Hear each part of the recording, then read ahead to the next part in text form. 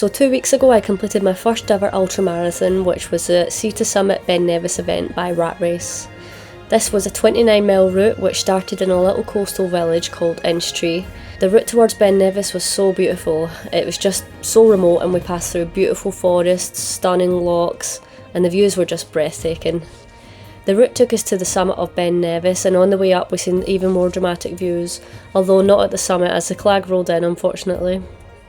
In total there was over 6,500 feet of elevation. I'm going to jump straight in with some footage that I took on the day, and then afterwards I'll talk about my experience, so stick around if you're interested in that. Off you go, Rat Racers, have a great day!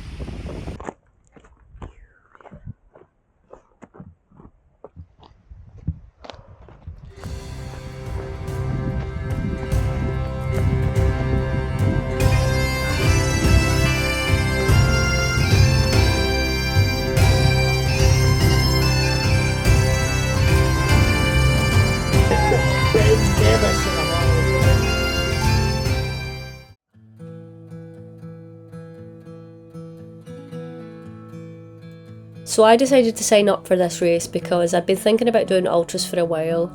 I'd only done one marathon in the past, but honestly I couldn't really get excited about signing up for another road marathon. I also liked the whole adventure aspect of running ultras, especially on a course in the mountains. So I stumbled across Rat Race online and I noticed that they kind of pushed the message of finish lines, not times. And I'm not a fast runner, so for me that really appealed. To be honest, I worried about signing up for an ultra and then not being able to keep up with everyone else. But it wasn't like that at all. There was such a variation in people's paces, and there was plenty of walking, and honestly I think most people were there for just the adventure aspect of it rather than the race. So I would definitely recommend that for any first timers looking to sign up for the first ultra marathon. So I absolutely loved this event, but I'd be lying if I said I didn't struggle at times. By the time we started to ascend Ben Nevis, we'd already completed a half marathon, so it was quite hard going. I made it to the top feeling quite good, I was quite happy. It was when I started to descend that I was getting knee pain, sharp pains in my knee. And I'd actually done a lot of downhill running in training because I know how brutal the downhill can be. So I wasn't really expecting that. So every step I tried to run was really painful, and I ended up just having to walk most of it, and I used my walking poles to kind of take the weight off of my knee.